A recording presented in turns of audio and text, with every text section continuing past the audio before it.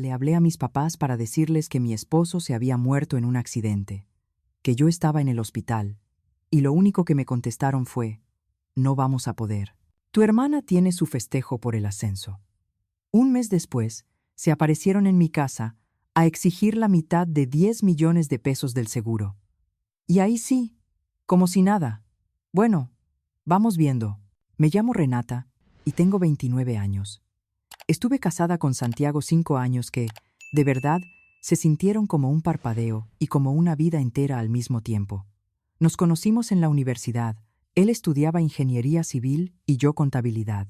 Nos casamos prácticamente saliendo, cuando todavía traíamos esa emoción de ahora sí viene lo bueno. Santiago consiguió trabajo en una constructora y yo entré a un despacho contable pequeño por Reforma, de esos donde todos se conocen y el café casi siempre sale aguado, pero el ambiente es tranquilo.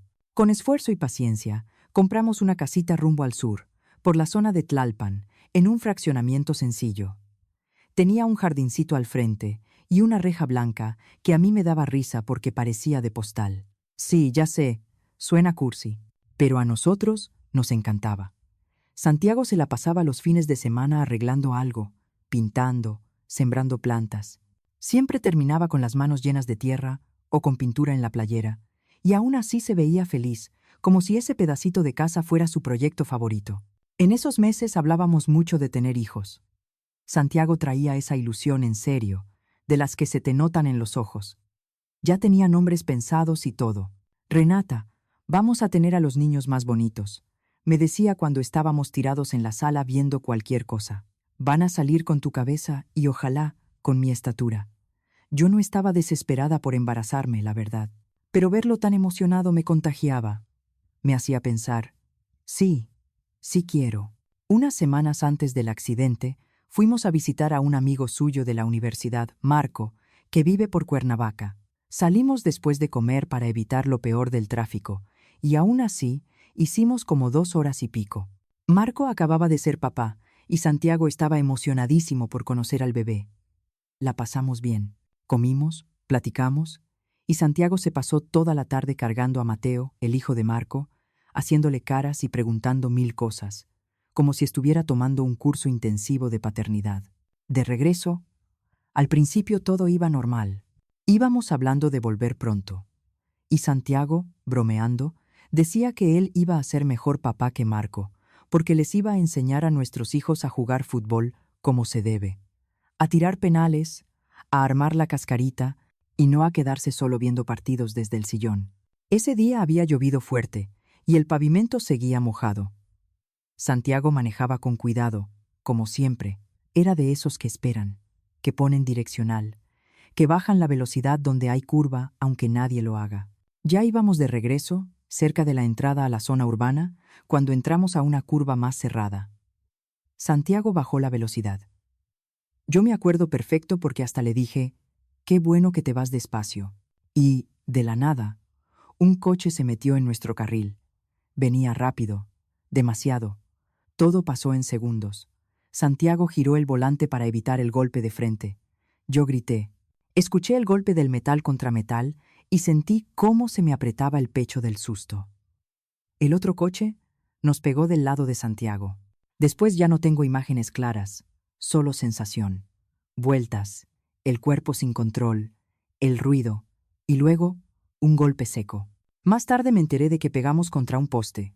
Y luego, nada, negro. Desperté en el hospital 3 días después. Me dolía todo. Me zumbaba la cabeza como si me estuvieran apretando por dentro. Tenía el brazo izquierdo enyesado y vendajes en varias partes. Una enfermera se acercó cuando vio que abrí los ojos. Señora, ¿cómo se siente? Yo ni supe qué contestar. Lo primero que me salió fue, ¿y Santiago? ¿Dónde está Santiago?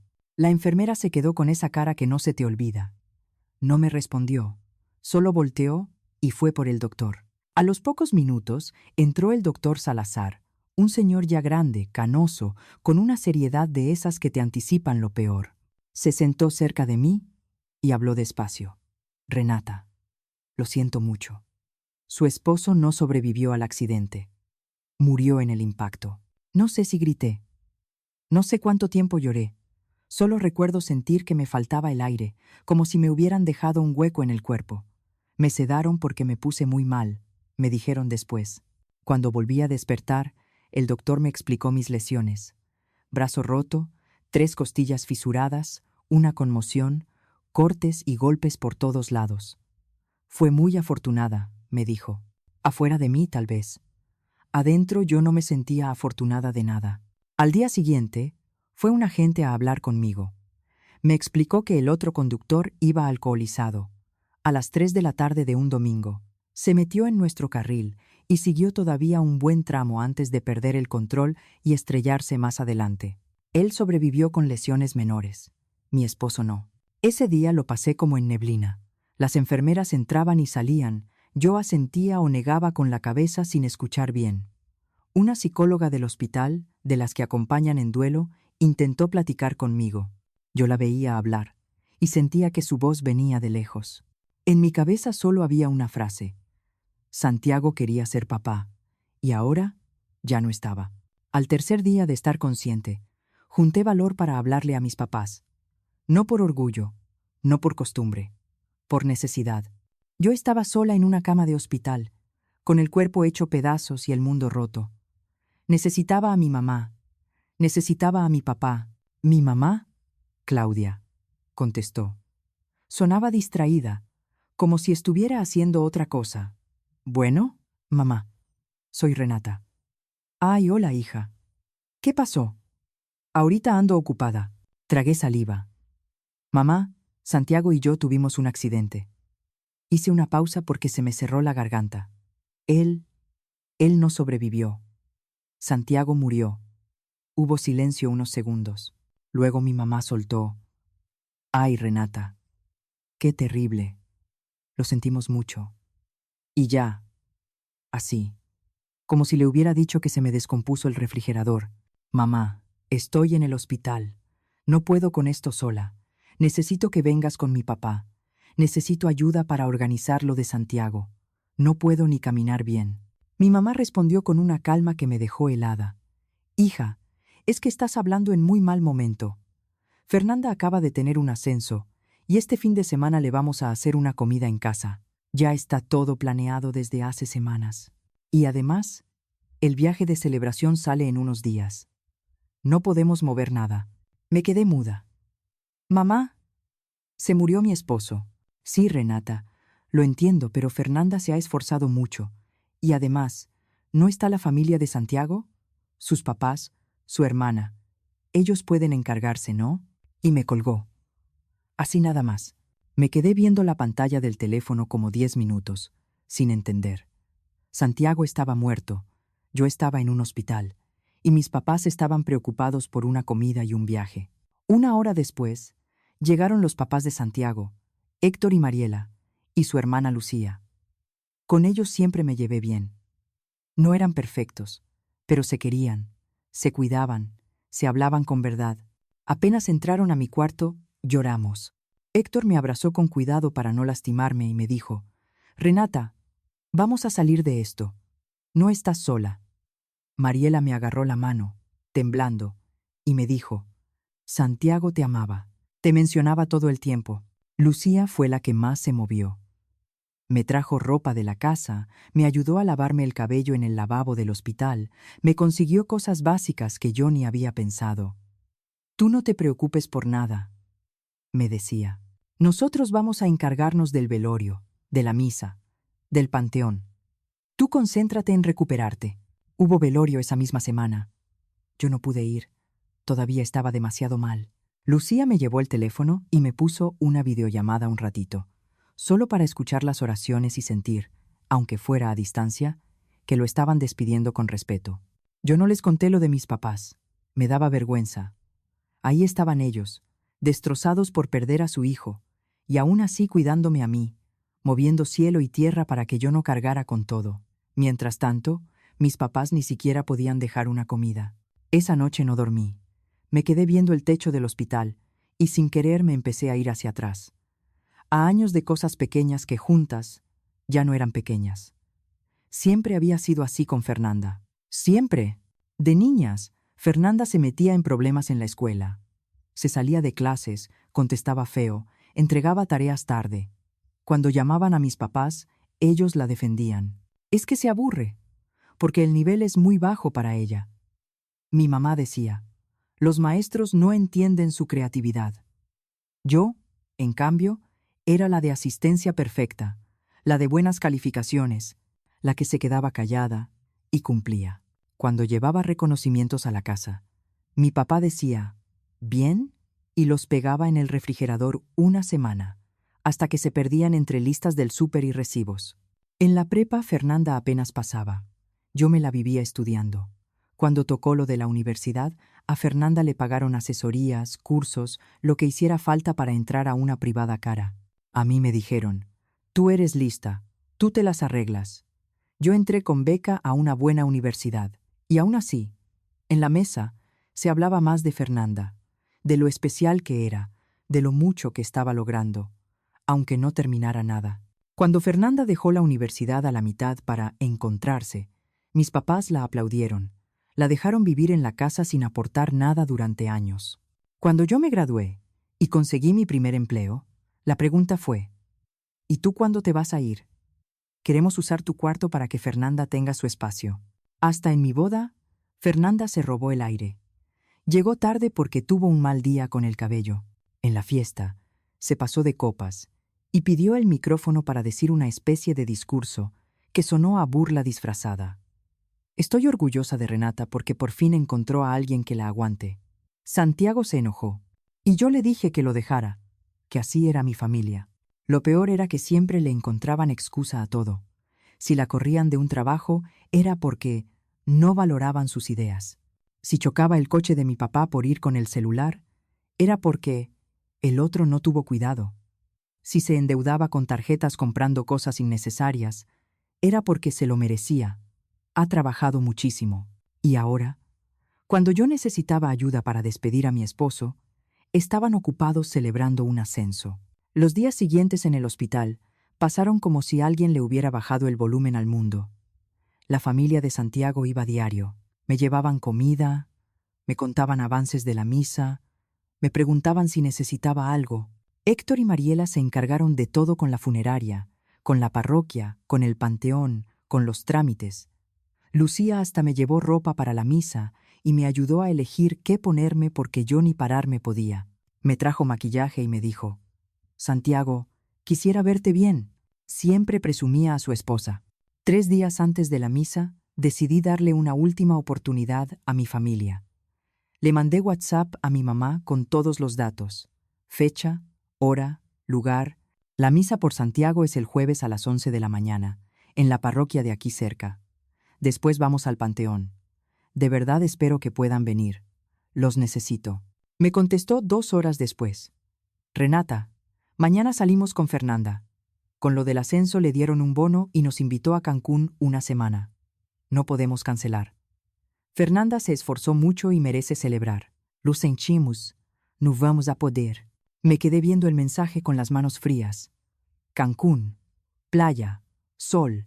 Mientras yo iba a despedir a mi esposo, le marqué a Fernanda. Me contestó rápido, feliz, como si estuviera esperando la llamada. Renata, mamá me dijo lo de Santiago. Qué triste. Hizo una pausa chiquita, como para cumplir. Y luego, con emoción, pero oye, ¿qué crees? Nos vamos a Cancún. Me dieron un bono grande y quise hacer algo especial con la familia. Fernanda, la misa es el jueves. ¿No puedes mover el viaje unos días? Su voz cambió de inmediato. Se volvió fría. Renata, no voy a cambiar mis planes. La gente se muere todo el tiempo. Así es la vida. Pero a mí no me ascienden seguido. Quiero celebrar con mis papás. Están orgullosos de mí. Estás hablando de mi esposo. Era tu cuñado. Renata, casi no lo conocía. Y no es como si mover el viaje lo fuera a regresar. Ya deja el drama. No contesté. Colgué. Se me fue la fuerza y aventé el teléfono contra la pared del cuarto del hospital. Y ahí fue cuando me cayó completo, como un golpe sin ruido. Mi familia no me quería, no de la manera en que yo había intentado creer. Yo era la que funcionaba para que ellos se sintieran bien, la responsable, la que no daba problemas, la comparación perfecta para justificar a Fernanda. Pero cuando mi vida se rompió, ni siquiera hicieron el intento. El jueves amaneció gris y con llovizna. El hospital me prestó una silla de ruedas porque todavía caminaba mal. La familia de Santiago pasó por mí y me llevó a la parroquia. Estaba llena. Compañeros de Santiago de la constructora, amigos, vecinos, primos, gente que lo quería de verdad. Santiago era de esos que se acuerdan de tu cumpleaños, que te ayudan a mover un sillón sin que se lo pidas, que te hacen sentir visto. Durante toda la misa, yo volteaba, buscando al fondo, con una esperanza absurda de que mis papás se aparecieran aunque fuera tarde. No llegaron, ni uno. Después, en el panteón, mientras bajaban el ataúd, Lucía se acercó despacito y me preguntó en voz baja: «Renata, ¿y tu familia?» Pensamos que iban a venir. Yo sentí un calor de vergüenza en la cara. No quería decirlo, pero lo dije. Se fueron de viaje. Fernanda tuvo un ascenso y no quisieron perderse su celebración. Héctor y Mariela se miraron sin decir nada.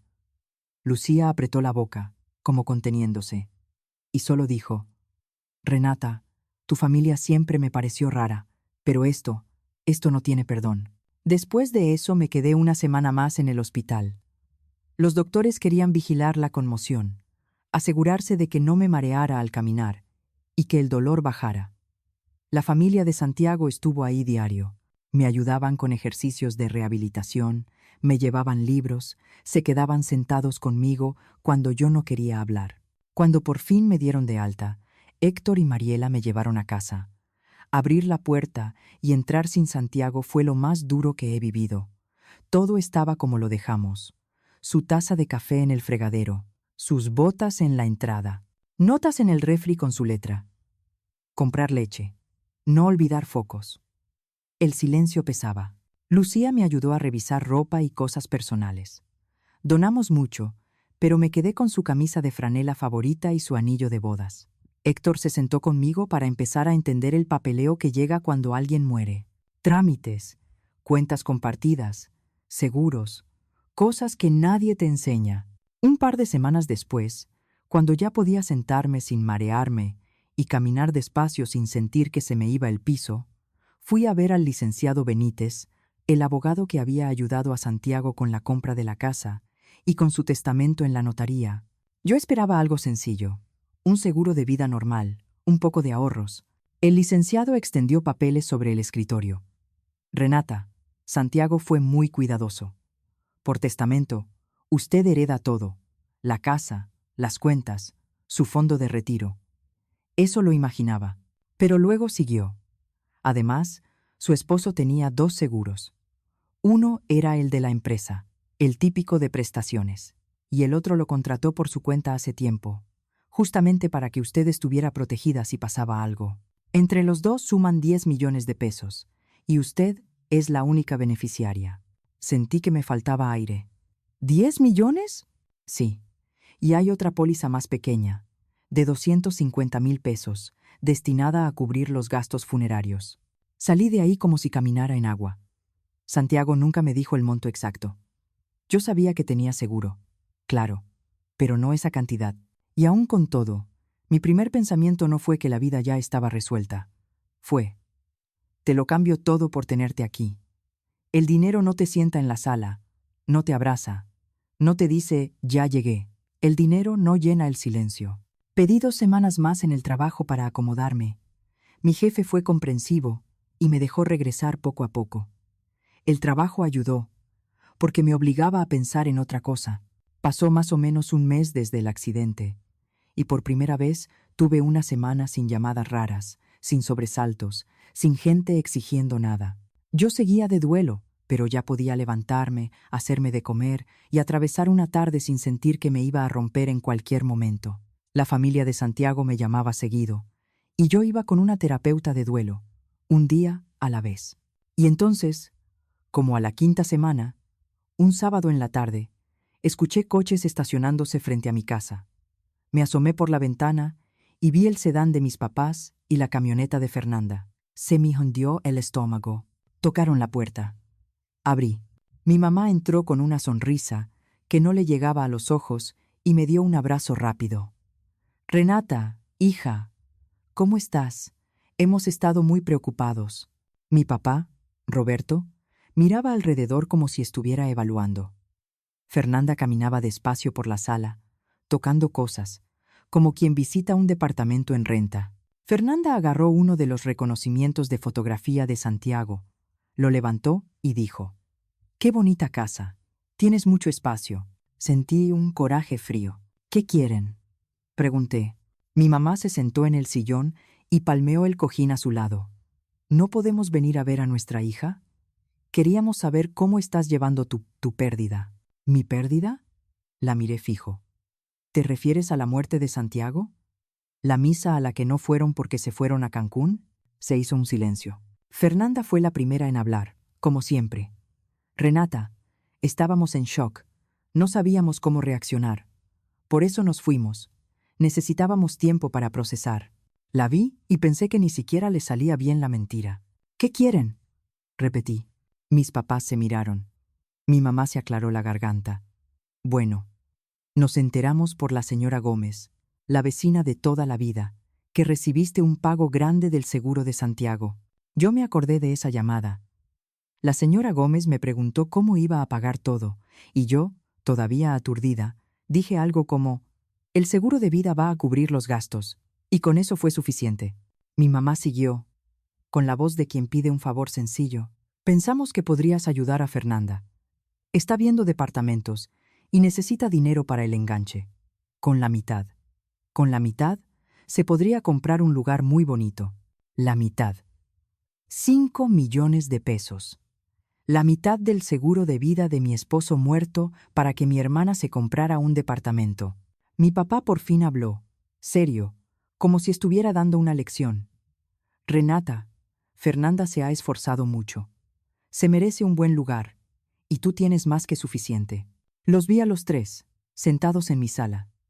En la sala donde Santiago y yo hablábamos de hijos, donde planeábamos futuro, donde yo ahora cenaba sola, y entendí algo que dolía por lo claro.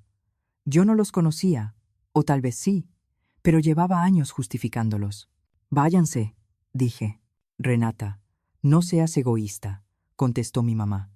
«Fernanda es tu hermana. Por favor, salgan de mi casa», repetí, más fuerte. Fernanda se levantó con la cara endurecida. «Estás siendo completamente irracional. Somos familia. La familia se ayuda». Me tembló la voz. «¿Y dónde estuvo mi familia cuando yo estaba en el hospital? ¿Dónde estuvieron cuando yo necesitaba despedir a Santiago? A ustedes les importo ahorita porque creen que pueden quitarme dinero. No por mí». Se fueron con la boca apretada. Mi mamá todavía volteó como si esperara que yo cambiara de opinión en la puerta. No lo hice. Cuando cerré, me senté en el sillón y lloré 2 horas.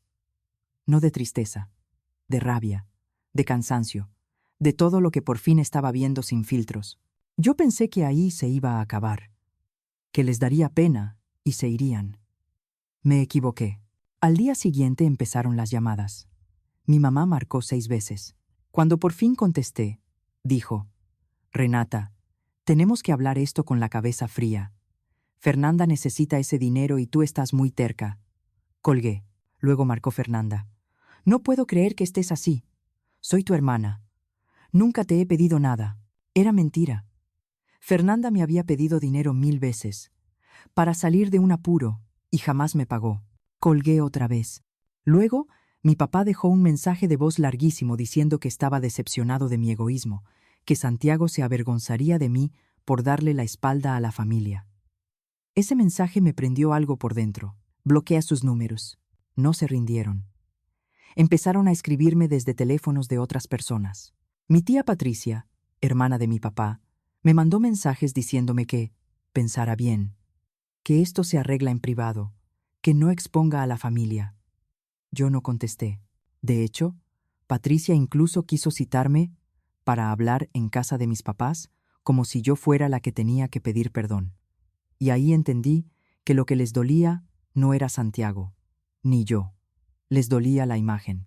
Entonces mi mamá decidió hacerlo público. Subió una publicación larguísima en Facebook, una historia llorosa donde decía que su hija había recibido dinero y se negaba a ayudar a la familia en un momento difícil. No mencionó a Santiago. No mencionó que se fueron de viaje el día de la misa. No dijo por qué existía ese dinero. Lo pintó como si yo me hubiera ganado algo y estuviera siendo avara. Los comentarios empezaron a caer. Primos, conocidos, gente de la iglesia de mis papás, vecinos, diciendo que, qué mal, que cómo es posible, que una debe apoyar a su hermana. Yo veía eso y sentía cómo me subía el calor de la injusticia. A los 2 días ya no pude más. Hice mi propia publicación. Conté todo, con fechas y con calma. Expliqué que mi esposo murió en un accidente, que yo estuve hospitalizada, que pedí ayuda para organizar la despedida, y me dijeron que no porque tenían una comida y un viaje por el ascenso de mi hermana. Puse capturas de WhatsApp, donde mi mamá decía que se iban a Cancún y que no podían ir a la misa. Puse la captura donde Fernanda me escribió, tal cual. La gente se muere todo el tiempo, no es para dejar de disfrutar. También subí partes de mensajes donde me llamaban egoísta por no dar 5 millones de pesos para un departamento. La reacción fue inmediata. Esta vez los comentarios no fueron contra mí, fueron contra ellos. ¿Se fueron de viaje en lugar de acompañarte a despedir a tu esposo? Pedirle dinero a una viuda por el seguro de vida del marido es una bajeza. No les des nada. Ya mostraron quiénes son. ¡Qué vergüenza de familia! La publicación de mi mamá desapareció rápido, pero ya era tarde. Mi publicación se compartió. Hubo capturas. En una semana, medio mundo sabía. 2 semanas después me llegó un correo de mi mamá. No una llamada, no un mensaje, un correo formal, como si me estuviera hablando una empresa. Decía, en resumen, que mi espectáculo había avergonzado a la familia, que estaban indignados con mi avaricia y con mi falta de lealtad, y que a partir de ese momento cortaban todo contacto conmigo, que yo ya no era bienvenida en su casa, que no volverían a buscarme, y que esperaba que yo estuviera contenta por elegir el dinero sobre la familia. Me quedé viendo la pantalla y me salió una risa seca. El descaro. Ellos, diciéndome eso. Ellos, que solo aparecieron cuando olieron dinero. Ellos, que se fueron a la playa cuando yo enterraba a mi esposo. Y aún así, lo que sentí después no fue dolor. Fue alivio. Como si, por primera vez en mi vida, me quitaran una carga que yo ni sabía que traía encima. Ya no tenía que estar compitiendo por su atención. Ya no tenía que estar probando que yo valía. Mientras tanto, la familia de Santiago siguió siendo lo que siempre fue, gente presente. Cuando les conté lo del drama en Facebook y el correo, Mariela negó con la cabeza y me dijo, «Renata, tú estás mejor sin personas así cerca». Y ahí tomé una decisión que me salió del corazón. A finales de noviembre, en una de esas cenas familiares que aquí hacemos antes de que se nos venga encima diciembre, invité a Héctor, Mariela y Lucía a cenar. Quería agradecerles. Quería sentir casa sin sentir culpa. Cociné lo que a Santiago le gustaba en esa temporada. Hice pavo al horno, una receta de Mariela para el relleno, puré de papa, ensalada de manzana y una pasta sencilla. Consideré hacer postre, pero ese día con trabajos tenía fuerzas para estar de pie. Después de cenar, les dije que necesitaba hablar con ellos. Me sudaban las palmas. He estado pensando mucho en el seguro de vida de Santiago. Empecé. Yo sé que él quería que yo estuviera bien, pero también sé cuánto los amaba. Y yo quiero que ustedes estén tranquilos. Quiero darles la mitad. 5 millones de pesos. Se quedaron en silencio. Mariela se llevó la mano a la boca y se le llenaron los ojos de lágrimas. Renata, no. No podemos aceptar eso. Héctor negó con la cabeza. Ese dinero es tuyo. Santiago lo hizo para ti. Lucía me miraba como si no supiera qué decir. Yo respiré hondo. Santiago los amaba. De verdad. Y yo también los quiero. Ustedes estuvieron cuando nadie estuvo. Yo no quiero que batallen nunca. Por favor. Me costó convencerlos. No querían, por orgullo y por respeto. Al final aceptaron con una condición. Que todo quedara por escrito, que nadie pudiera usar eso para confundir las cosas y que yo siguiera sintiéndome parte de la familia. Firmamos un convenio sencillo con el licenciado Benítez. Y, ya con los papeles en regla, hice la transferencia en sucursal con autorización del banco. No fue de un solo movimiento. Lo dejamos programado en 2 partes para que no hubiera problemas. Todo quedó claro. Eso fue hace 6 meses. Hoy estoy bien, dentro de lo que cabe. Extraño a Santiago todos los días. Hay momentos en que me pega el recuerdo como si fuera la primera semana. Pero he aprendido a estar sola sin sentirme abandonada. Sigo en mi trabajo porque me ayuda a tener la mente ocupada. Sigo yendo a terapia de duelo. Vivo en la casa que Santiago y yo compramos, con su camisa doblada en un cajón y sus notas todavía pegadas en el refrigerador, porque, por alguna razón, me calma ver su letra. No estoy lista para salir con nadie. No sé si algún día lo estaré. Ahorita no. Tengo suficiente dinero para vivir tranquila, sí. Pero lo más importante es otra cosa. Tengo gente que se preocupa por mí de verdad. No he sabido nada de mis papás ni de Fernanda desde ese correo. A veces me pregunto si Fernanda consiguió su departamento. Luego me acuerdo de cómo me habló, de cómo se fueron, de cómo llegaron a mi sala a medir mis cosas con los ojos. Y se me pasa. La familia de Santiago se volvió mi familia. Comemos juntos los domingos. Me incluyen en todo. Lucía me dice, hermana, y lo dice en serio. Héctor y Mariela me tratan como hija, como deberían tratar los papás a sus hijos. Al final entendí algo que me costó años aceptar. La familia no siempre es sangre. La familia es quien se queda cuando tu mundo se cae. Y yo, por fin, tengo una.